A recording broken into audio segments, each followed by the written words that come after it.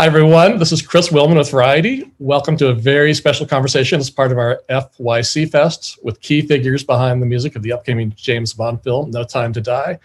We're pleased to offer a whole lot of people that don't need any introduction, so we'll keep it very brief so we have more time to hear them talk. We have multiple Grammy winner Billie Eilish, multiple Grammy winner Finneas, one of the legendary guitarists of rock, Johnny Marr, and one of the preeminent film composers of this or any time, Hans Zimmer. So thank you so much for being with me and in the same room virtually, which I know you're all excited about because you haven't all seen each other in a while. So first, just let me ask, this is the first time any of you have worked on a Bond project, as far as I know, right? I know, Hans, you've been friends with Barbara Broccoli, but this is a first for you, and you brought Johnny in as a first, and Billie and Finneas, obviously, starting your film career with a bang. So I know you did a song for the Roma companion album, but you've leaped in at the top of the game with what kind of movie song you could do. Was this something you all had in the back of your mind at some point that this could happen, being involved in a Bond project? Not as a realistic idea. It was a kind of dream for years. Like, it was something we talked about all the time. Just in general of how amazing would it be to write a Bond song? Not we're gonna write a Bond song. It was just always, that would be such an honor for anybody that got to do that. And when it became kind of more of a real topic of discussion, it was kind of insane and very surreal and confusing that it was actually happening. And like from then on, it was just like exciting and kind of crazy, honestly. Yeah. But you were on it before Johnny and I were, in a way, because you'd already written the song. And I've been friends with Barbara Broccoli for a while. And then my friend Leah Wallach actually said, Hans, I think Barbara would like to ask you something. Which, became an obvious thing, what she wanted to ask me. And then it became an obvious thing. I wasn't sure I was going to do it. So I phoned Johnny and I said to him, I have two questions for you. What's the only worthwhile guitar riff to play in a movie? And he said, well, the Bond thing. And I said, yes, right. And then secondly, I said, should we do it? And I think he said something like, we'd be idiots not to have a go. But then the other thing was, the first thing that happened when I got to London was they didn't know which song to pick. And of course, for Bond, there are 1,000 songs that are being written. So by the time, and I pretty quickly heard Billie and Finneas' song, and it was quite obvious that there was only one song that they could possibly pick that had class, charm, integrity, musicality, beauty, was different, was new, didn't try to do the old thing. But would you like me to carry on? I can carry on why I loved the song. And I was really bullish about it, and people were, a Bond song is an important thing. It's like, it carries a lot of weight with it. I mean, to even, it's like somehow lives seem to depend on that you pick the right one, And so I was very bullish, and there was a little bit of sort of hesitation going on from certain parts of the camp, not Barbara, but so I said, look, guys, it's really simple.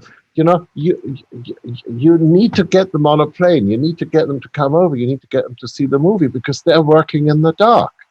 And so the way I remember it, and my memory might be flawed, but it was like, I said it, you were on a plane, you were sitting there, you were watching the movie, we got to work. Yeah, Hans summoned us. Yeah. Yeah, I was like, what are you doing tonight? Well, I shortly after I started working on the movie, just within days, I started in London with Hans. Pretty much the night I got there to start, Hans told me that Billie and Finneas had written the song. And the weirdest thing was that, and Hans probably remember this, I was like, oh yeah, I see that. Absolutely. Weirdly, I hadn't heard the song yet. I heard the song a couple of hours later, I think. We were waiting for a mix of it or something. But the idea of it, of Billie singing the song, I was like, oh yeah, great. I thought it just made sense to me, the sound. And even though I suppose you could look at it from a certain point of view and go, it's kind of unexpected as a sound, because Billie and Finneas' sound is so distinctive and not bombastic. Its power, the tension in it, in the slow songs, comes from what isn't in there, and the performance. I remember saying, Hans, if you remember, Hans, I was like, that's a really great idea, before I even heard the song. No, And then, of course, I was really interested to hear how the song turned out. As a fan of Bond, growing up as a British boy during the 70s, and Bond movies, where, you know, some have been great, some songs haven't been great, I was really excited about it. And when I heard this, and I thought it was a brave move, really, because I thought it was a good move for the movie, and I knew it would be great. And then it was just all a matter of keeping the integrity of the sound, really, and not losing your nerve, making it radical. It fit in with the ideas that I had, and Steve Mazzaro had, and and Barbara, and all of us really had. Carrie had. I just want to remind people that that was me. I know. That was my beep going off. I'm sorry. It's so fine. It's incredibly elegantly crafted. It's absolutely beautiful. It gets right under your skin. And I don't know when the last time Bond had a #1 song before the movie came out. And then, of course, it all went, now I'm going forward and COVID and everything. But we had I think I can speak for Johnny and me. You can ask them. You can ask Billie and Finneas. But we loved working with them on their song, and we try to honor their vision because their vision was so right. It was absolutely. It wasn't like it was modern or anything like this or tricky. It was just timeless. It was just a good song that fit into this with a great performance. I think the obvious thing as musicians, all of us knew before we sort of within 5 minutes of meeting each other, we all kind of knew that if we did the obvious, and even though we've got Hans there who's a master orchestrator, and you just piled loads of bombast on, you would lose the thing that made it totally cool and unique to Billie and Finneas anyway. That made it distinctive, I think. For me, I'm a big fan of the Bond stuff I like. I really like You Only Live Twice, which was a Nancy Sinatra singing it.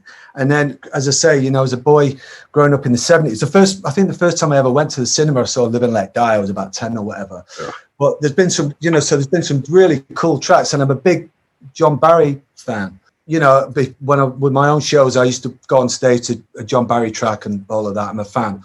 But when they're really good, those songs, the ones I like, they're really evocative. That's the thing, you can attach all these words to it, dramatic or intense or mysterious. But I think evocative is the word, really. And I think No Time to Die, I think the song does that before it added anything on it. So we kind of all knew, like, if you just start piling tons of stuff on, but the process was you had to try stuff out. I remember sitting behind Hans going, wow, Hans is going to put some French horns on it. And then this stuff that I love, Hans and I have worked together a lot, that I love hearing him do, and just exploring, really. And it wasn't like something that was labored on for weeks and weeks. The writing process might have been different, but it's such an elegant song. You get my point. It could have been really easy to just screw it up by being over the top, Actually, let me ask this, because I never asked the two of you this. So who came up with the very first chord virtually? It was multiple tries and kind of fails at first, because it was so much pressure just from ourselves to ourselves, because we Absolutely. we wanted to make a good song. And so it was many attempts and just nothing that stuck. And then we kind of had to just shut up for a second. And we were on tour in, I think, Texas, and we were like, let's just stop trying so hard. And I was like doing a meet and greet before a show, and Finneas came and he was like, I think I figured it out. And we had this like little studio set up in our green room, and he just had this da, da, da, da, da, da, which is just Yes, immediately absolutely. made Instantly sense. haunting. You know what I mean? So that was all Finneas. That first, and that right there, you know, when you get that first thing that gets you, it's so much easier to go on. You know, it's really the hard part is the beginning and kind of figuring out what you're gonna do, and then when it gets easier is when you feel that and you're like, okay, I understand, and then it kind of takes you on your own. You know, it writes itself. We had all of the melodies of this song before we had any lyric, I think, which is very atypical for us. We usually write melody and lyric in tandem. And I think because of the nature of the sort of bondness of the song, or what we wanted the song to have, that we knew that the melodies had to be very precise and very exact and very evocative. And so we came up with the melodies together and then wrote like sort of every lyric together, but to fit the melody is my memory. Is that accurate? Yeah. Mm-hmm. Well, there's a really clever major minor sort of bit in there as well, you know. So it's got all that duality. It's a great craftsmanship. That's the other thing, you know. Yeah, well, it also it builds. You know, it's by the time it's finished, it sounds like a really big track, and there's not that much stuff on it. I obviously a lot of that's to do with the voice. Like there's a moment in it where you just sort of unleash that other Billy in there, you know. It's just like, you know. But that didn't happen until we had your arrangement, Hans and Johnny. That was a sort of after we had the kind of crescendo. We didn't give her a choice. Yeah, we had we knew that we wanted to do something big though, because I didn't want to just have a quiet song that went nowhere, because it's Bond, it's a big deal. You know, we wanted to do the best that we could, and I was like, I gotta give something that I haven't done ever, and two, even if I've done it on my own, nobody's ever heard it before. So it was really exciting. I gotta say, like the ending result of No Time to Die is so, I am so happy with where we got it to. You know what I mean? There was so many. I mean, we tried stuff out. Remember in London, we did all sorts of shit, and like it was so nice to hear different things to make you more sure of what actually sounded good. But I loved that, you know, like Finneas, like there was a moment where I think you and me, we were like really getting into the orchestra, and we were using the orchestra. We were using 100 people as if they were a guitar. You know, it's like we were playing the orchestra. We were. You know, okay, now go and do this. Now try this. Now everybody da da da. And then at one point, you just because you were listening, and at one point you just went, okay, I like this, I hate this, I like this, I hate this, and all of us, including Steve Lipson, who was our brilliant, you know, I mean, look, he produced all the Annie Lennox album. He you know, he did Slave to the Rhythm with Grace Jones. He did Jeff Beck. He did everything. I mean, he worked with the Beatles. I think he did.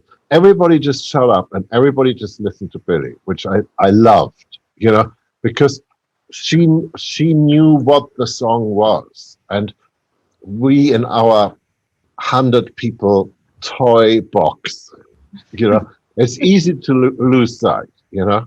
And then it was just great hearing the artists come in and go, okay, that's good, that's not good, that's good, that's not good. And I think that there's something else which is very important, that I think Johnny, Finneas, and Billie have a very similar aesthetic, you know, and I'm not even sure how aware of it you three are, you know. Just each note needs to have commitment, and it should only be that note and no other note, and don't ruin it by putting a lot of other crap around it. And how did you decide when to bring the orchestration in? Because I think that's one of the things that's interesting about the song is maybe with a Bond theme, you're expecting the full John Barry right at the start of the song. And then with Billie's song, it's like, oh, this is not going where I thought it was going. And then it does deliver all of that sort of intensity eventually. There are three orchestral arrangements. There's a Matt Dunkley, there's Hans, and then there is the merging Matt and Hans. And then there is really Finneas going, okay, this bit goes here, chuck this bit. He really ended up being the producer of and what that means is ultimately it's his, it became his, so much of it was about his taste and him taking on that responsibility. It is a responsibility. Yeah, well, but it's throw away. They were so good. Every note of your arrangement and of Dunkley's arrangement were so good that I think, like, I remember Billie and I got given the sort of all of the raw wave files of everything, and we looked through everything and found all of our favorite parts, and then took out a lot and kept it very low in the mix. And I remember sending you back a version where probably a third of it remained, and I remember thinking when I sent it, like, this might really piss Hans off. And you were like, sounds great. And I was so surprised and excited that you felt that way. But every part was so good. Listen, Finneas, Billy, if there's anybody we should be pissed off about, it's Johnny. Because as always, he gets the last word. Like, we go through a whole track, and then what's it end with? Ring. There's the last word freak. That's all I'm about. I'm happy. I'm happy. So I thought it would have been weird with the overall sound. It was a balancing act. I don't know whether I'll say it for you guys. I thought it should sound like one of Billie's records anyway. Yeah, absolutely. I did. I thought I kind of got the That's feeling. That's what I liked about it. Yeah, I kind of got a feeling that would be a good idea, and if the song worked, and we had to try a load of stuff, and we all know the score. We're like, you're trying to find great stuff. So you pile the stuff on and you find the good stuff. And we knew really early on, as soon as it started getting loud, it's not as cool. No, absolutely. But let's find the loud stuff that we can drop in. We've all made records, and that's kind of how we did it. But it was, no one had to be told. No one had to tell each other, this needs to keep its tension. Yeah, but again, I mean that. That's again, the magic of that. What Billie said, the magic of those notes at the beginning from Finneas, because they absolutely tell you where you're supposed to be going. They're like a roadmap. They're the North Star, because they're full of mystery and they're full of I mean, as Johnny and I would say, they're well moody. Well moody. Yeah, the whole track's well moody. Yeah, but you need the voice really in your face as well, I think. I know. Because you need to hear all the closeness. And let's talk about where the mood came from as far as the lyric, because not every Bond theme has a lyric that directly relates to the story. I mean, Diamonds Forever, great song, but about all it has in common with the movie is diamonds. This one seems like, from everything I've heard, you went pretty specific with something you got out of the script. I know you had read at least a scene to inspire you, and then after Hans came in, you saw the whole film, and that helped in some way. So is there something about the song where maybe just from hearing the song, we don't know the full meaning, and that it will become more apparent when we actually see the film emotionally, what it refers to?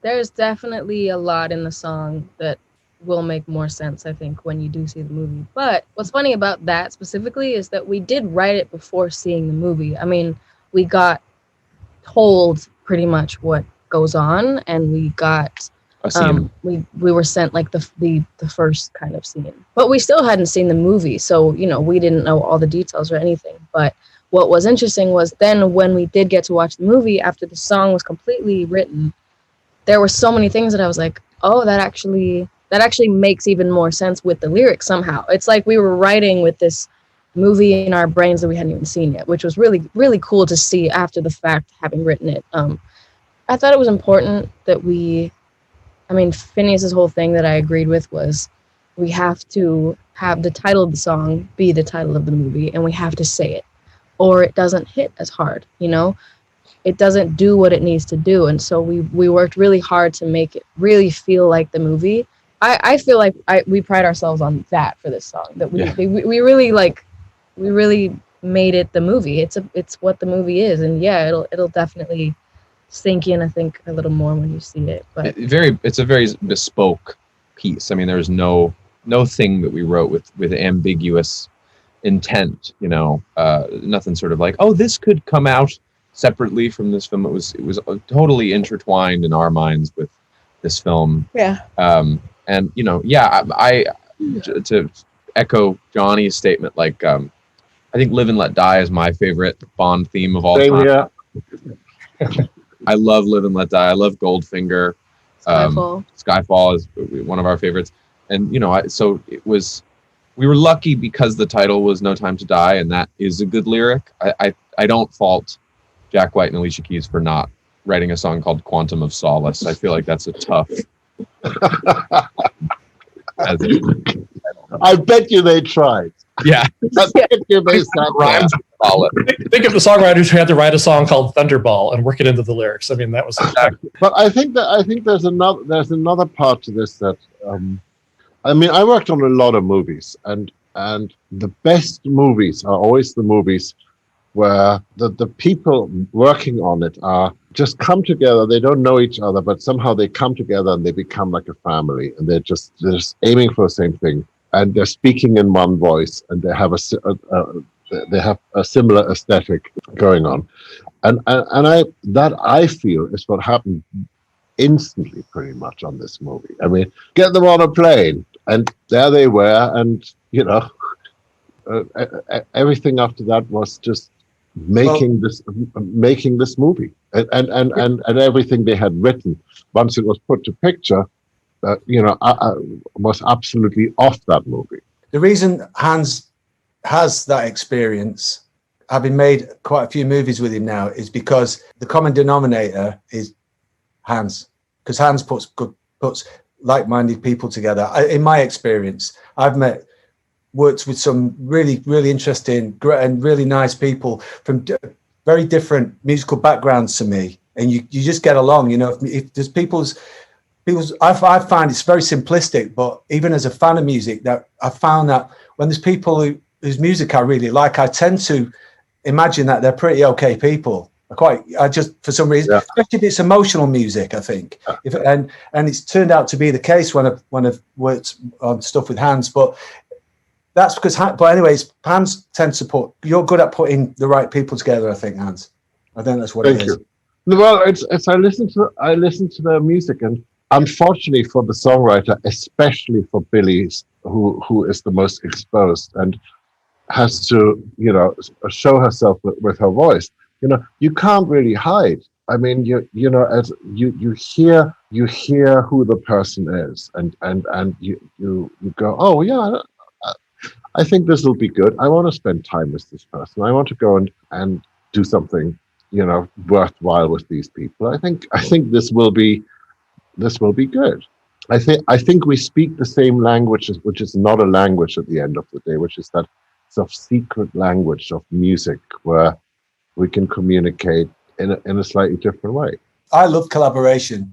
I think it's now that I've been making music for a long time now. It's the greatest thing. I think the opportunity to do stuff with people you wouldn't have necessarily thought with, or had the opportunity from a different, especially from a different genre of music or whatever. It's the best. I had it when I first worked with Talking Heads in the late 80s, and there's a bunch of different things, and it's always really delightful. I mean, it doesn't always work out great, but I think this has been this kind of, well, it really helped when you've got a killer song. That really is a good starting point. Yeah. Thank you, guys.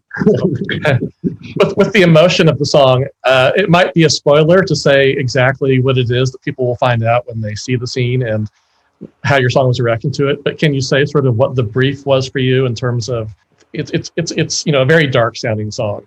So does that reflect a darkness that's in the movie? Obviously, the whole James Bond series has gotten a little bit braver about going dark places, I think, in terms of the character and the relationships he has. So if we spoil anything, each of us have like a red dot from a scope outside of the window right now. Yeah, that'll, you just can't see it.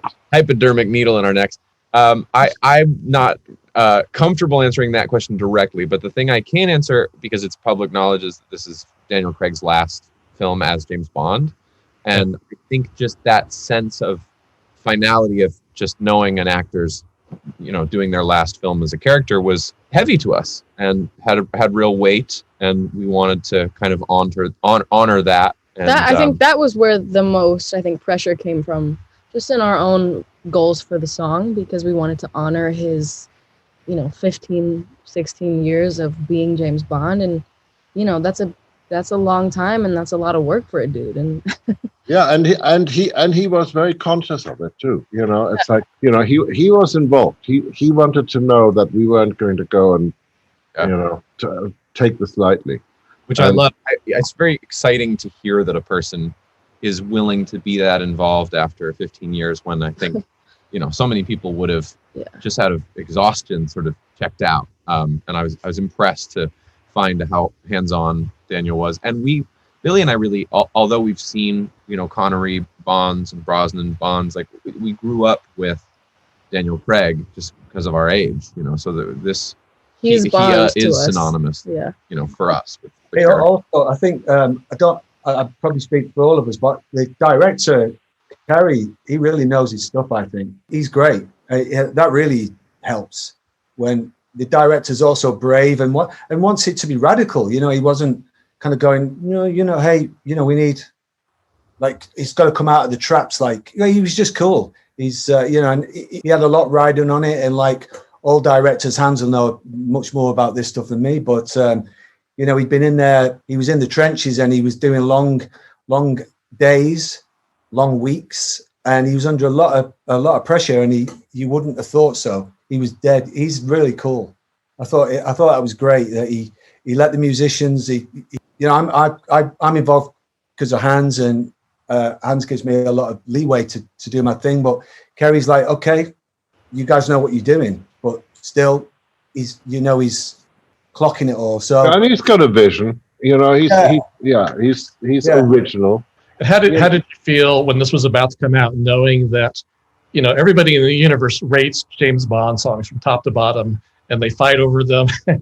And Billie and Finneas previously, probably you've had the comfort of knowing that when you're putting a song out, that you have an existing audience that loves you and is going to be fairly accepting. With this, you're going out to like a wider world of people who maybe are only faintly familiar with the hits or something, and they're rating it against, is it Live and Let Die? Is it Goldfinger?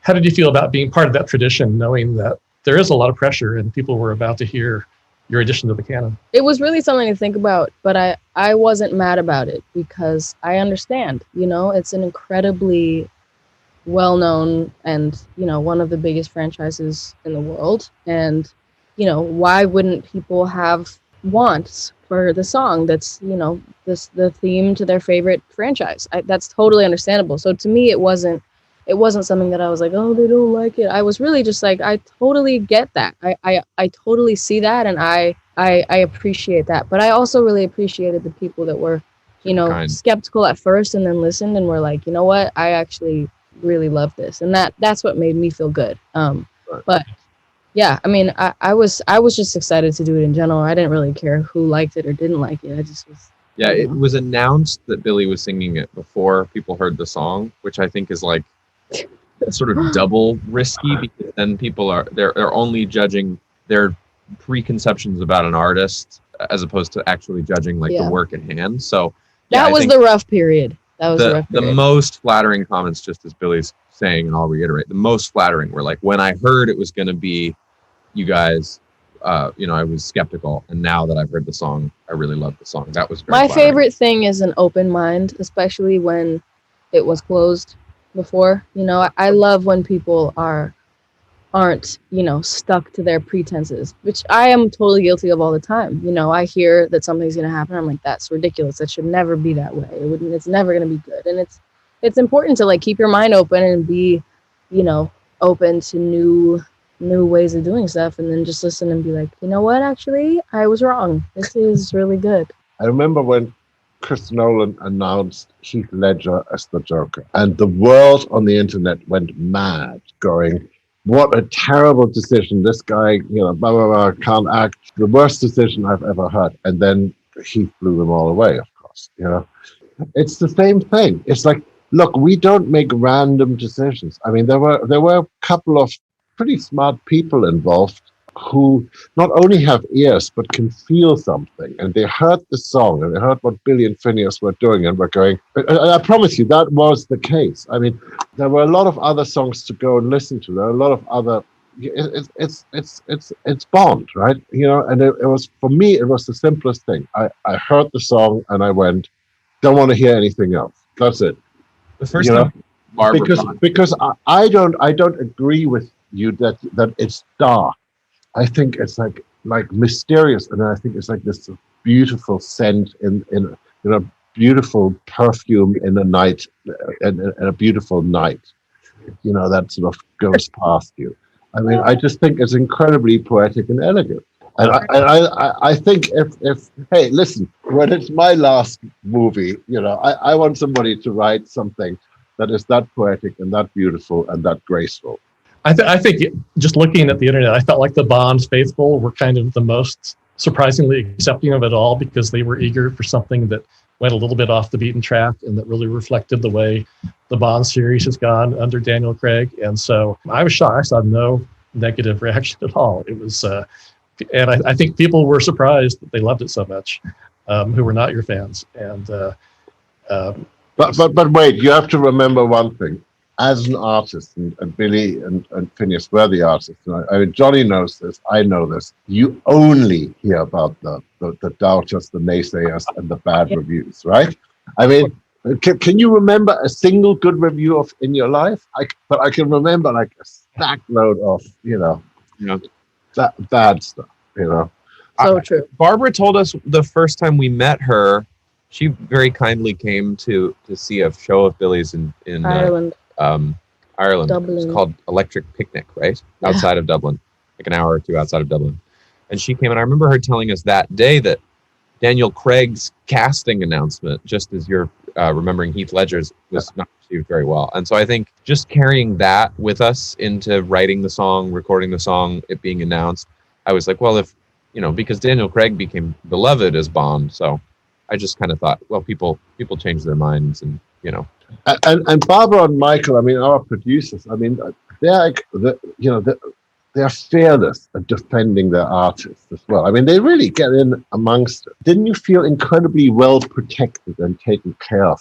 Even that little thing, when we were in the studio and it's Valentine's Day and we're working away, and Barbara's rushing off to some meeting, and then she dashes back in and brings a box of chocolates for us. Yeah. I mean, that was the atmosphere we were sort of working in. We were feeling incredibly well protected.